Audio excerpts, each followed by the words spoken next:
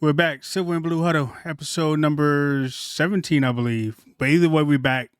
Silver and Blue Huddle, my man, so amazing, is actually not here today. But we got my man Expert and we got Richblkman. We back. I told you we're going to be back no matter what. Win or lose, we're not playing this week. It's a big week in football, man. Super Bowl in Las Vegas. Unfortunately, my Cowboys are not there, but next year is looking pretty good. I think we're going to be in there. In New Orleans, I was just looking at hotels for New Orleans and booking flights for New Orleans. I think I'm gonna be there. I'm gonna go ahead and get that out of the way because I know my Cowboys are gonna be in the Super Bowl next year, so we good. But it's Super Bowl week, man. But we got to start off talking with the Dallas Cowboys. A lot of things happened since the last episode. We lost our defensive coordinator, but I'm not shedding no tear. What about you? What you think? No, I think after the game against Green Bay, where your defense just looked out of place. They didn't look ready. They didn't look hungry. They weren't in the right spots. There's no adjustments. And you and I have talked about this. Somebody had to go, right? Mike McCarthy, Dan Quinn, one of those two big names had to go out the door. Obviously, you don't want to put a new offensive mind with Dak Prescott, where he's running a third different offense in 3 years. You want to kind of get that continuity between him and Dak. And so, especially after the year that CeeDee Lamb had, Jake Ferguson had, Brandon Cooks. So you want to kind of continue to build onto that chemistry that Mike McCarthy had. So I really think if Dan Quinn doesn't sign with the Commanders, they probably bring Dan Quinn back. Right. So thank you to Washington. I appreciate you guys falling on the sword and taking Dan Quinn from us, which is kind of weird, Rich, because throughout the season, they were the best defense in the league. I mean, they're turning the ball over, right, even without, one of their top corners, and Trayvon, who's hurt. They lose, a lot of personnel to injuries. They really don't have linebackers. And Dan Quinn found a way to get that defense playing. Now, obviously, when you look at it, they didn't play well versus good teams, though. We can go back and look. They just didn't play well versus good teams, and they get into the playoffs and lay an egg against the Packers. So, congrats to Dan Quinn. Wish him all the best, except for the 2 times he plays the Dallas Cowboys. Hope we stomp a mud hole in that team every single time he steps on the field. Right. But he did good things in Dallas. He got some guys playing well. Micah Parsons, Deron Bland, Donovan Wilson. There were some guys that really played well for him, and they loved him. Every time you hear somebody talk about Dan Quinn, they loved him. So I think the big question is, Rich, where did the Cowboys go now at defensive coordinator? Because that's a big hole that you got to fill quickly, because you don't want this team kind of, falling apart, without having a defensive coordinator. So my question is, where do we go? Who's the top on the list? Yeah, I mean, I did hear some big names coming out of the Cowboys that they may want to try to consider for hiring. Obviously, we want to look at Al Harris, and I was thinking maybe Al Harris was going to follow Dan Quinn, but then I remember Al Harris actually played under Mike McCarthy in Green Bay, so I mean, maybe he wants to stay with Mike McCarthy based on that, especially if it's a promotion. And then also was hearing Mike Zimmerman as well, the former coach of the Vikings.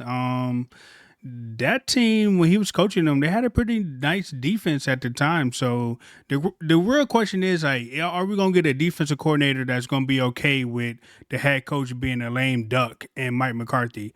Because, what if they bring somebody in and then it's only going to be a 1-year type deal where Mike McCarthy doesn't do well, which I hope he does because I want my team to do well. But what if he doesn't, and then Mike McCarthy get fired, and then they don't retain the defensive coordinator? He pretty much wasted a year under the Cowboys because he didn't get hired. So I'm not quite sure if a big name coach like Mike Zimmerman want to come in under those conditions and circumstances, maybe. But I just want somebody good. I mean, the defense, like you said, played kind of bad against good teams. So, and then the playoff performance that they had was just terrible. So anybody new can probably come in and at least do a lot better job than what they showed us at the end of the season with that defense. So hopefully they can come in and get us energized again. I wasn't too mad about Dan Quinn leaving, but I did want to kind of see what he did with a fully healthy Trayvon Diggs and get those 2 linebackers back that he had as well, because once they went down, it was kind of he had to like adapt a little bit and bring those Yeah. small guys in. So it would have been nice to see what he would do with a Van Der Esch and Overshawn back, because when he had him healthy, they was able to stop the run fairly easy, and nobody really was running on the Cowboys like that. But I'm cool with Al Harris. I'm cool with Mike Zimmerman, Mike Verbal. He's out there as well. Mike Vabel, he's out there as well. So I don't know who we're going to pick. I just want somebody good. But it's an offensive league now. If you paid attention to the season, a lot of the teams that had defensive minded coach, they didn't do so well when it came to the playoffs. Offensive minded coach actually went to the Super Bowl. You got the Chiefs and you got the freaking 49ers. Obviously, the 49ers are known for their defense, but it's the offense that really got them there with the CMC because their defense was cooked. So I saw a stat that said defensive minded coaches didn't win as many games as offensive minded coaches. So offensive league, I just think the defense just can't really give up points, and Dak and offense and Mike McCarthy got to step up. So Yeah. I don't know where we go with that. I think the big thing for me is I like all of those names mentioned. You know, Al Harris knows this defense. He knows the guys. They love him. You know, he's coached a really good secondary for the past couple of years. Mike Zimmerman, I like what he said, you know, is that his dream job will be to come out of retirement, because he didn't coach last year. And so his dream job would be come out of retirement and be the defensive coordinator of the Dallas Cowboys. So that's big for me. I want a guy that wants to be in Dallas, right? Right. And I think Dan Quinn started to see the writing on the wall later in the year, where he was like, hey, when this season is over with, one of these teams is going to take me. So maybe he doesn't prepare as much. I would hate to say that Dan Quinn sold out on the Cowboys and didn't have them ready in the playoffs. I would hate for that to be the answer, and maybe that is true. I'd hate to say that, but I want a guy that wants to come to Dallas and prove himself as a defensive coordinator. Mike Vrabel would be fine with me. He's been a head coach. He understands the league. But I agree with what you say. Like, what guy is going to come to Dallas knowing, hey, if we don't have a good year, the head coach is out. Like, he's gone. Right. And who knows who comes in and takes that spot? Are they going to keep me as the defensive coordinator? And am I just playing 1 year to kind of get that next contract? I don't know. It's there's so many things that go into it. You know, and we got to talk about the free agents that are out there. I mean, this defense is not going to look the same. They're going to have to go and find some people to kind of take over some spots, because Rich, when you start looking at some of these on the defense side of the ball, you got Stephon Gilmore, who played really well for us as a corner, free agent. Jordan Lewis, our nickel corner, free agent. Neville Gallimore and Jonathan Hankins, our two big guys in the middle who played really well. Both of them are free agents. I mean, it's just one of those things when you start looking at this Jaron Kearse, Dante Fowler. I mean, guys that made significant impact on this defense throughout the year are part of this, 16 person list of guys that don't have a contract with the Cowboys. Right. So then you start to think, do you bring some of these guys back? Who on that list defensively? Which is why I say you got to find a defense coordinator now, because he's got to get in here. He's got to get with this group. He's got to figure out which one of these guys fits his scheme, because not everybody's going to run what Dan Quinn ran. Correct. So we got to figure out the scheme, which one of these free agents fit into it. Obviously, I'd love to see Gilmore back. I'd love to see Hankins and Gallimore come back. But then again, I would be fine if Jaron Kearse didn't come back, or Jordan Lewis. Obviously, I love those two guys, that their heart and souls with the Dallas Cowboys, but maybe it's time to move on from those guys. And then again, a lot of these guys are Dan Quinn guys. How many of these guys are free agents, go to Washington and help Dan Quinn build the Washington Commanders up? That's the other thing. Right. When you have one of your defensive coordinator or your offensive coordinator leave, that guy usually goes back and poaches some of those players off of your team. Which one of those guys go with him? Maybe we can convince him to take Mozzie Smith off of our hands, and we just keep Jonathan Hankins and Neville Gallimore. I don't know. And I was kind of confused about like the Dan Quinn hire to Washington, because to me, the structure of the Washington Commanders is kind of like offensive minded. They gave away all their defensive players, so the defense isn't as strong as it once was with Chase Young and Sweat. Offensively has a little bit more firepower with the Sam Howells, the Scary Terry, and whoever else they got. So I was kind of confused by that a little bit. I mean, I think Dan Well, Quinn kind of was I the think, last Rich, that's why option. they go get a Dan Quinn, right? Right. You go get a defensive minded coach because you feel offensively you got some pieces, right? But if we bring a defensive minded coach, and then you have to look at the Washington Commanders, they got to play the Philadelphia Eagles, a high powered offense. They got to play the Dallas Cowboys, a high powered offense. And then, they got to play the Giants, who are just the Giants. But you got two very high powered offenses. So you think we got to do something to fix this defense to help our team be successful. We feel better on the offensive side, so we bring a defensive minded coach in. Now, Dan Quinn, when he was the head coach of the Atlanta Falcons, they were all right on defense. I mean, they weren't a top defensive team. They had Matt Ryan, Ed Julio Jones. They were a good offensive football team, and they were decent on defense. Right. But Dan Quinn's going to have to build an entire defense out because, like you say, Rich, the Washington Commanders had, a buy one, get one free sale on their entire defense last year, and they were giving them away for lollipops and cotton candy to teams like, a third-round pick, for Chase Young to go to the San Francisco 49ers, and now here he is playing in the Super Bowl. Right. So I think the Commanders were smart about getting a defensive-minded coach now.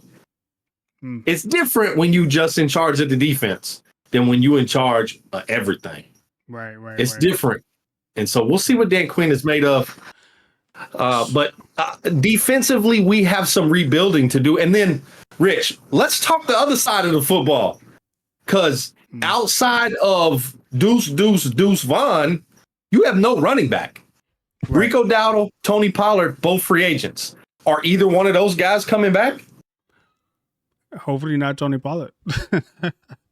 So everybody on that list, offensive, defense, maybe let's pick maybe like three people on each side of the ball who is like must have that the Cowboys must bring back. Offensively, I think they got to bring back Rico. Defensively, they got to try to bring back Gilmore, Neville, and the other dude, and Hankins. Yeah. And Tyron Smith, and then, I don't know. But offensively, Tyron Smith, right? You want to bring that left tackle back. He had a good year. Mm-hmm. Are you going to re-sign Tyler Biadasz, your center? Do you bring him back? You got to, right? You got to. I don't know if you can afford it because then you start looking at. You still got to pay CeeDee Lamb. You got to restructure Dak. You got Micah Parsons coming up.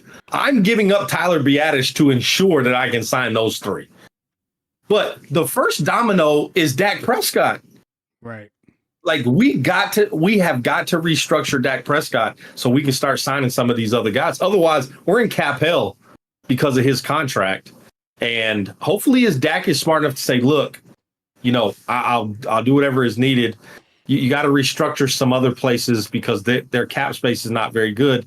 And then at running back, who do you bring? Right? What's the big name out there that everybody wants? Everybody's talking about Derrick Henry or Saquon. Which one of those guys you think you bring in? Saquon's got a little bit more tread on those tires. I think Derrick Henry is a better running back. Right. But Derrick Henry's at the end of his career as far as the peak of what he can do at running back. I don't know which one you bring in. Obviously, I'd love to re-sign a big name, or do you look in the draft and try and go find one in the draft? I don't know.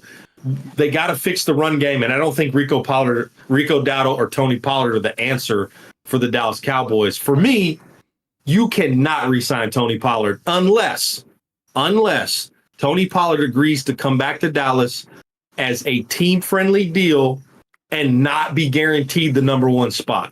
He's got to be that change of pace back where somebody else takes the heavy load and he kind of just comes in and spells him. Kind of like what he did when Zeke was there. He cannot be the feature back. No, and that's crazy.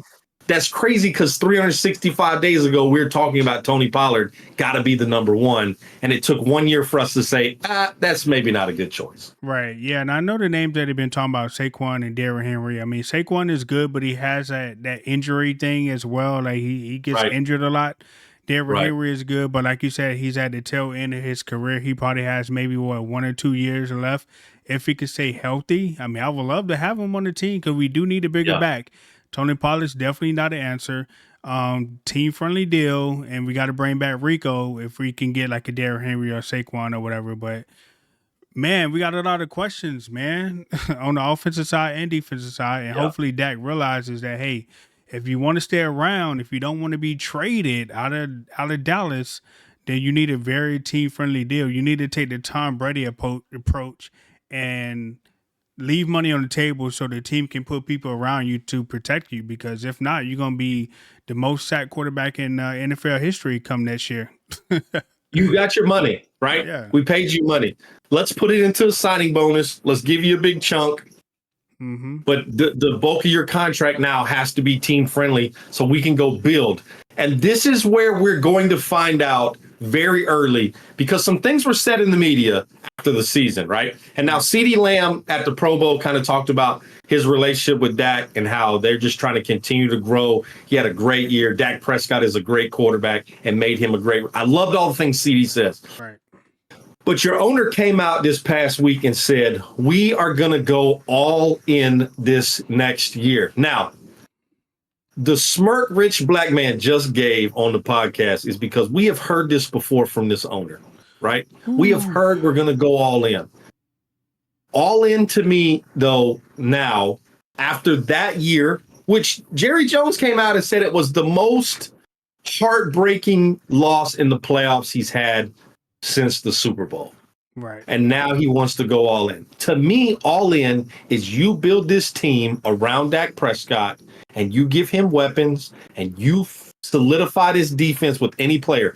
But there's a second part for this for me is that you go through the season and something happens, a player gets hurt, somebody goes down, someone's not performing.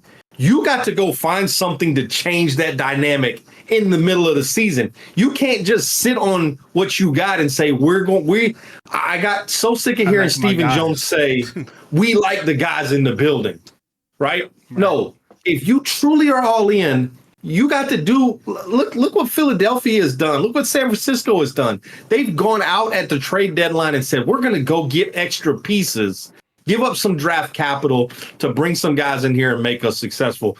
So again, there is a lot of moving pieces in this offseason for the Dallas Cowboys. Right. And that first piece starts with number 4 and what he's going to give us. Right. It will let me know if Dak Prescott is all in or if Dak Prescott is just trying to be the quarterback of the Dallas Cowboys.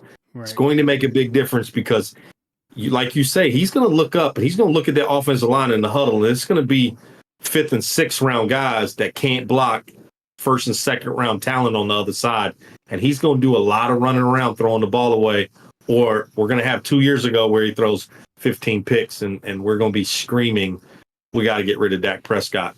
Right. Maybe it's Trey Lance season. Yeah. And you said something important, like we got to give Dak Prescott more weapons. So the critics on the outside would be like, how much more do you want to give Dak Prescott, or how much more do he need to actually win? Kind of like the LeBron thing, like how much talent LeBron needs to win. So he had CeeDee Lamb, he had Brandon Cooks, he had a fairly decent run game. I mean, how much more do we got to give Dak in order for him to elevate his playing and his performance? But I think he had a pretty good year, a pretty decent year, one of the best years that he had. How much more do he need, though? I agree. Regular season, Dak Prescott was the man, right? Right, okay. But when we truly look and dive into this team, outside of CeeDee Lamb, Brandon Cooks took a long time for them to get going with Brandon Cooks. Mm-hmm. There was no third guy. There's no Michael Gallup. There's no Tolbert. None of those guys, right? Yes, you got Jake Ferguson, but that's it. You had really Jake Ferguson, you had CeeDee Lamb, and then you had Brandon Cooks really come on at the end of the year. But that run game was just, to me, it was non-existent. Right? Okay. It was not one of those where teams, if you look back at the Zeke days, teams would come in and they would flood the box and beg the Dallas Cowboys throw the football. And teams just didn't do that this year. There were a lot of teams, including the Green Bay Packers, who basically said, we're going to drop 6 guys back and we're going to stop your run with our 4 or 5 guys up front. And we don't think you can beat us. And we don't think Dak Prescott can sling this football around in this zone coverage because you can't run the football. And so for me, you have to get a running game back where teams fear that running game. if we go, listen, I know people that watch this podcast, they probably sick of hearing about the old days when Emmett was there. But Right. I'm going to tell you right now, I remember when Emmitt Smith first came to the Dallas Cowboys and they started to build the Great Wall of Dallas. Teams loaded the box versus the Dallas Cowboys. And what did the Cowboys do? They said, we don't care. We're going to go right. We're going ISO left. We're going stretch. And we're going to run it down your throat. And there's nothing you can do to stop us. And then when we get tired of running it down your throat, we're just going to throw the ball to our playmakers. And that's exactly what the Cowboys did. And they did it in the playoffs, and they leaned on teams late in games. When they went up 10 in the fourth quarter, it was a wrap because that line in Dallas would just lean on you all game. And you just got tired of getting blocked 4, 5, 6, 7, 8 times in a drive. And they just ran the football. Look at the good teams right now. The 49ers run the football to set their pass up. They have one of the best rushing attacks in the NFL.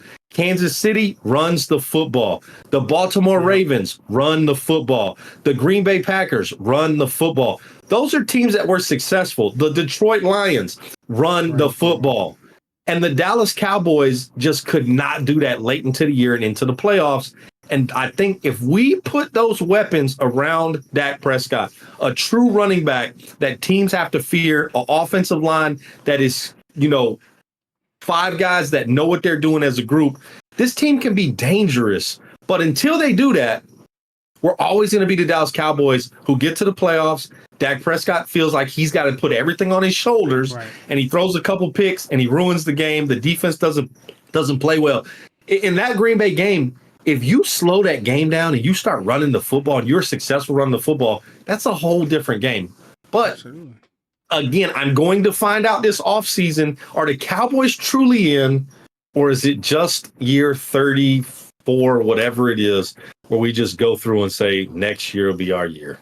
I agree. All right. So the consensus is we get Dak Prescott a running game because that was what he's kind of missing. You got hopefully we bring back our free agents that we need to on the offensive side and defensive side, and we hire our defensive coordinator, and we go from there. So on the offensive side, get Dak Prescott a run game, see what he does with that weapon, because obviously that was the one that he was missing. We had the wide receivers, he had the tight end, he just was missing the run game. So we'll try to get them that or address that. Hopefully they address that. All in to me means we're going to do whatever we need to do to address the needs that we need, and hopefully the running back position is like giving him nightmares, and he has to sign somebody, either like make a trade via the draft or sign Derrick Henry or something like that. You got to do something. But the Cowboys got a busy offseason, man. Busy. When does free agency start? What month? In March. March. So we March like 16th or 7th, somewhere around there in March. So really you can't do anything till then. But there's got to be internal conversations with your group right now. And obviously the first step, we got to find coaching staff. Right. And then it's got to start being those conversations.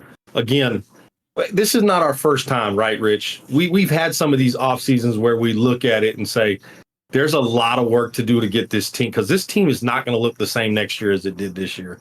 And there's a lot of work to do. And there's got to be a lot of late nights for some of these guys to where you shut life down for everything else and focus on this to put the product on the field. Right. Because there's a lot of teams that are taking off going in the right direction, and you can't afford to slip up right now, because if you slip up in this offseason, you're going to put yourself behind the 8-ball against some good teams that continue to get better. The 49ers aren't going anywhere. The Eagles aren't going anywhere. Right. The Lions continue to show that they're going to be a good football team. The Packers are now one of those teams you look at. So we'll see, man. It's a lot of moving pieces, Rich. I agree. All in on this offseason. So we're going to see what they do. I mean, they did pretty good last offseason. They surprised me by making trades and getting Gilmore. So I'm looking forward to that times 10. Yeah. But, man, we got the Super Bowl coming up, and the Dallas Cowboys ain't playing in it. But we can spend a few moments to talk about it, give our predictions, and give our analysis of the Chiefs and the 49ers and how they got there. The 49ers, to me, probably shouldn't even really be there. They should have lost the first time in the playoffs, and then they definitely should have lost the last time. For me, the Chiefs actually had been pretty consistent in their playoff performance, so I'm not shocked that they're actually there. I mean, they're the defending champs, so what's the motto? Never doubt the heart of a champion. I mean, beginning of the season, they was getting booed and nobody really thought that they was going to win their division or make a run in the playoffs. And they went Yeah. up to Baltimore and beat those guys. And here we are back in the Super Bowl.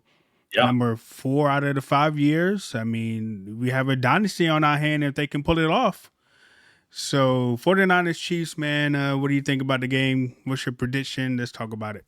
Yeah, I think you hit the nail on the head, right? Like the Chiefs, I wouldn't say dominating the playoffs, but they beat the Buffalo Bills, who were a good team, who were hot at that time. They go and beat Baltimore in Baltimore at a time where the Ravens were the cream of the crop. Everybody had basically said this was Lamar Jackson and the Ravens year to get to the Super Bowl. And then you kind of got the 49ers, who did not play well versus the Packers. If you ask the 49er fans, the faithful, hopefully the smart ones will tell you, yeah, we snuck by the Packers. And then the Lions self-imploded in the NFC Championship game and basically gave the game to the 49ers in the second half. But here's what I will say. The 49ers have championship quality football players, right? They have the pieces to beat the Chiefs, if that makes sense. It's going to come down to which team executes. Now, obviously, the 49ers can run the football really, really well. And the Chiefs are not very good at stopping the run, as well as other teams that could have been there. So I expect the 49ers to lean heavy on this run game and use this run game with Christian McCaffrey, with Debo, with Ayuk. They're going to find ways to get all those guys involved and then allow that to set up the deep play action passes that they have. You know, they have one of the best tight ends. Obviously, you could say this is 1A and 1B tight end in the Super Bowl. I really like both of these guys. Obviously, I think Travis Kelce edges just a little bit ahead in the tight end category. Obviously, the Chiefs have the best quarterback. But if you look overall team-wise, I think the 49ers edge just slightly ahead with their wide receiver core with that defense. And so I think the 49ers are going to do exactly what they've done the entire playoffs.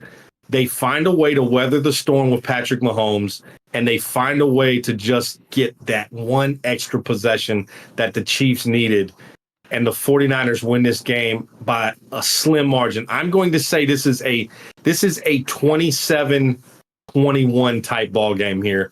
And I think the 49ers find a way to ink this, just squeeze it out there at the end. I think Brock Purdy leads a drive there at the end to score a touchdown and win this football game. Yeah, I mean, I can see that, but then I also see the Kansas City Chiefs torching the San Francisco 49ers defense, because that defense has been Swiss cheese the entire playoffs. And even during the regular season, their defense has been Swiss cheese, a linebacker core. Like they can play they can play underneath very, very well. But I think Kansas City does a good job of stretching teams and getting the ball down the field, in which we know they linebackers can't really cover. They let Jared Goff have his way with them. I mean, like I think it's going to come down to the 49ers' ability to stop on defense, to get defensive stops, and I don't think they're going to be able to. And I also think the biggest common denominator in that is probably going to be Kyle Shanahan, because I don't think he can fully commit to the run the entire game. Like we already know that the strongest point to the 49ers is a run game, but are they going to hand it off to CMC all game long? No, I think it may be even a case of where they may want to try to give Brock Purdy a little MVP type trophy, and they're going to like put it in his hands and he's going to screw it up somehow, because he's going to turn the ball over, he's going to do something crazy, and he's just not. You know how I go, man. The Russell Wilson thing, man, where you hand it off to Marshawn and it's a freaking game over, but then you give it to Russell Wilson, he throw a pick. That doesn't make any sense. So I can see the 49ers making that mistake to where they might be in control. The 49ers better hope that they are leading by a lot. Because if it comes out to Brock Purdy, I don't think he's going to be able to make a freaking game-winning drive down the field to win the Super Bowl, because I think he's flawed a little bit. Is he good? Yes. Is he a top 10, top 15 quarterback? Yes. But when you really, really put pressure on him and make him have to make a throw, he can't make that throw. Brandon Ayuk played DB twice to save Brock Purdy in that Detroit game. If Detroit was able to pick off the ball and intercept it, we wouldn't even be having this conversation because that game would be truly over. I think Yeah, Kansas City DBs are a lot better. You got Snead back there. yeah, You got big Chris Jones in the middle who's gonna cause havoc on Brock Purdy. So he better be Purdy Vic out there. He better use those legs. But I don't think he's gonna be able to escape the pocket like he did with Detroit against Kansas City. They defense and they defensive coordinator Steve Spagnuolo, like that man is good. I think that's the defensive coordinator for yeah, yeah, he's good, man. He's gonna be sitting in the heat. Brock Purdy's gonna have to play perfect. Can he play perfect? Sure. Absolutely. He's good. But they better lean on that run game like yeah. 95% of the game, or they're gonna be in trouble. Oh, I agree. And again, I think the 49ers just have a little bit better team when you look at it on paper. Now, obviously, it's going to come down to executes. I will say this. I have a tradition of not watching the Super Bowl, and we're going to keep that tradition this year because the Dallas Cowboys are not in the game. And so I will not waste my time cheering or watching the football game that doesn't include my Dallas Cowboys. I know people say I'm weird, it's crazy, you're nuts. I've missed some really good Super Bowls because of it. But I will not be watching the Kansas City Chiefs and the 49ers. To be honest, I hope the game goes into 37 overtimes and Roger Goodell just has to come down and say, look, we're just going to give y'all, we just going to call it a tie and give nobody the trophy. We'll just stack it. Next year's winner gets 2 trophies is what I really hope because I could care less about either one of these teams. Well, the sad part is that my daughter is more excited about the Super Bowl because she is a Taylor Swift fan, so she's excited to see Taylor Swift at the Super Bowl. So, but I'm picking the 49ers. It's going to be a close one. I expect it's going to be a good one. But I agree with you, Rich. When you got 15 on the other side as your quarterback, you always got a chance to win a football game. He has proven that time and time again. At some point, we're going to start having to talk about Patrick Mahomes in the GOAT conversation. Now, calm down, everybody listening. I'm not saying he's better than Tom Brady. Tom Brady is the GOAT when it comes to quarterbacks. But at some point, Patrick Mahomes is going to start getting into that conversation 4 out of 5 times he's been to the Super Bowl. That's some GOAT status kind of stuff right there. And he typically doesn't lose Super Bowls, right? Typically he wins those. And so, I expect it to be a good game, but I agree with you, Rich. 49ers need to lean on that run game with CMC and those speedy wide receivers they got that they run it out the backfield. Yeah. And then if you're the Chiefs, I think it's the same thing. You got to rely on that run game. And then just like Rich said, you got to stretch that defense for the San Francisco 49ers. If you remember in the Lions game, kind of like what you said, Rich, Jared Goff, between 15 and 30 yards down the field, he was killing that 49er defense. Right. I mean, Amon St. Brown was open. If, some of his wide receivers catch the football on 4th down or his DBs catch the football, we're talking Lions Chiefs in the Super Bowl, but I'm pretty sure the Chiefs have watched all that film. They understand we got to get some guys in behind this defense and find a way to get some catches. And this Kansas City wide receiver crew in the playoffs have looked completely different than what they did in the regular season. Yeah, they're catching the football, they're running after the catch, and then you got a tight end that you got to double team every single time, which leaves some one-on-ones outside. Let's hope Kyle Shanahan learned his lesson from the last time he played the Chiefs in the Super Bowl, because if you remember, with 7 minutes left, the 49ers was up 10. Typically, that's ball game, right? With 7 minutes left. Right. And what did they do? They stopped running the ball. They put it in Jimmy G's hands for whatever reason. I don't know. But they started passing the ball with 7 minutes left, up 10, and stopped handing the ball off. And I was talking with my friend who's also a 49er fan about their run game. To me, the run game is kind of like the same as what it was like a few years ago, because they had Raheem Mostert, who is fast. I mean, they run in the same type of plays. They actually had 2 running backs that was good on the 49ers at that time, Raheem, and I think they had some dude named Wilson or whatever.